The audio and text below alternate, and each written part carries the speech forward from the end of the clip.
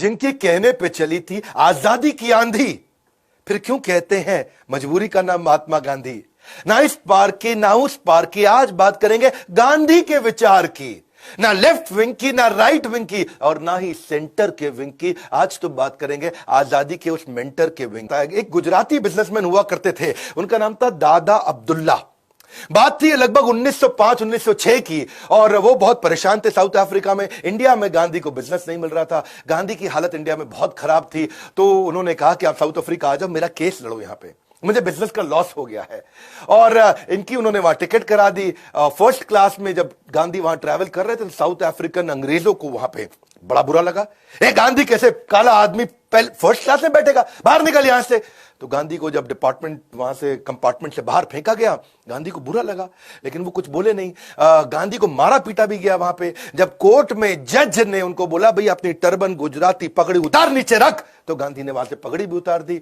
गांधी वहीं रहे क्योंकि उनका 1 साल का कॉन्ट्रैक्ट था और सहते रहे वहां पे। उनकी कई बार बेइज्जती हुई, सहते रहे। 2 कारण, एक पैसे की कमी थी, दूसरा 1 साल का वचन देकर के आए थे दादा अब्दुल्ला को कि ठीक है तुम्हारे लिए 1 साल तक केस लड़ूंगा। गांधी बाद में हीरो की तरह निकल करके आए। उन्होंने बाद में 1 साल कॉन्ट्रैक्ट पूरा होने के बाद सिविल डिसोबीडियंस मूवमेंट पहली बार साउथ अफ्रीका में चालू किया। पूरा दुनिया बाद में गांधी की बहुत तारीफ करी और वैसे गोपाल कृष्ण गोखले ने तो उनको वापस बुलाया कि आप इंडिया में आओ, इंडिया में मूवमेंट लीड करो। 1915 में गांधी वापस लौटे तो उस दिन को प्रवासी दिवस के रूप में मनाया जाता है। देखो, दिए हुए वचन को पूरा करने के लिए वहां पे अपनी पगड़ी भी नीचे गिराई, ट्रेन से भी निकाले गए, खूब बेइज्जती भी हुई, सब कुछ हुआ। वो सहते रहे। लोग कहते थे मजबूर थे। अब वो मजबूर थे कि मजबूत थे। उन्होंने इस अन्याय को सहा। आर्थिक तंगी थी उनके पास, उनकी नौकरी चली जाती, वहां से काम खत्म हो जाता और 1 साल का दिया हुआ वचन जो था वो भी टूट जाता। कमेंट बॉक्स में मुझे बताओ कि गांधी मजबूर थे या मजबूत थे। दूसरी कहानी लेते हैं खिलाफत मूवमेंट की। खिलाफत मूवमेंट क्या था? ये 1919 से 1924 तक यानी कि 5 साल चला था। ये एक धर्म गुरु हुआ करते थे खलीफा, टर्की में। अंग्रेजों ने उनको ताकत से हटा दिया, पावर से हटा दिया, जिसके कारण दुनिया भर के मुसलमान जो उनको बड़ा दर्जे पर रखते थे, बहुत बड़ा धर्म गुरु मानते थे खलीफा जी को। तो फिर उन्होंने कहा भैया ये तो हमारे को तो सारे मुसलमान एक हो गए देश में। खलीफा मूवमेंट चालू हुआ, क्षमा चाहता हूं, खिलाफत मूवमेंट चालू हुआ। गांधी जी ने सोचा मैं वैसे तो कम्युनल नहीं हूं, लेकिन देश के मुसलमानों को अगर देश के लिए मुझे एक साथ लेना है तो उनका दिल जीतना पड़ेगा।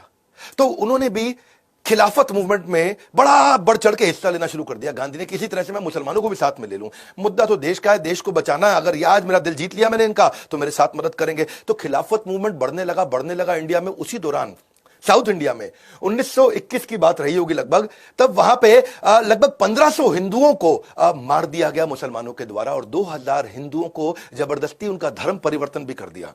जबरदस्ती जब उनका धर्म परिवर्तन किया गया, गांधी चुप रहे क्योंकि गांधी उस समय मुसलमानों का दिल जीतना चाहते थे। और सारे हिंदू भी परेशान हो रहे थे कि गांधी क्यों नहीं बोल रहे हैं। जबरदस्ती हिंदुओं का धर्म परिवर्तन तो गलत है ना भाई, हिंदुओं का धर्म पर हिंदू अपने हिसाब से जीवन जीने दो उनको। लेकिन गांधी जी ने एक पर्पस पकड़ रखा था कि मुझे मुसलमानों को अपने साथ लेना है, कि वो देश में मेरी मदद करेंगे। मैं पूरा देश इंपॉर्टेंट है या ये 1500-2000 हिंदू इंपॉर्टेंट है? तो गांधी ने देश को आगे रखा। 1500-2000 हिंदू मारे गए या उनका जबरदस्ती धर्म परिवर्तन हुआ। गांधी क्या कहते हैं, मेरे को पॉलिटिकल एडवांटेज तो चाहिए नहीं। ऐसा तो है नहीं कि मुसलमान मुझको वोट दे देंगे मैं प्रधानमंत्री बन जाऊंगा। मेरे को कोई पॉलिटिक्स में तो जाना नहीं है, मुझे तो देश को बचाना है। जाने दो 2000-1500 हिंदुओं को। गांधी ने उनको इग्नोर किया। तो धर्म के आधार पर हत्याएं हुई। धर्म परिवर्तन के खिलाफ गांधी का न बोलना, यह गांधी के लिए जरूरी था या मजबूरी था? वो आप कमेंट बॉक्स में बताइए। गांधी ने सही किया या गलत किया, वो आप कमेंट बॉक्स में बताइए। क्योंकि मैं ना बात करूंगा लेफ्ट विंग की, ना राइट विंग की, ना सेंटर के विंग की। मैं बात करूंगा देश के मेंटर के विंग की, जिसने आजादी पे काम किया। अब सही है गलत है, वो मजबूर थे या मजबूत थे, ये आपकी और मेरे बीच की बात नहीं है, ये कमेंट बॉक्स की बात है। मैं आऊंगा और आपके विचार देखूंगा। तीसरी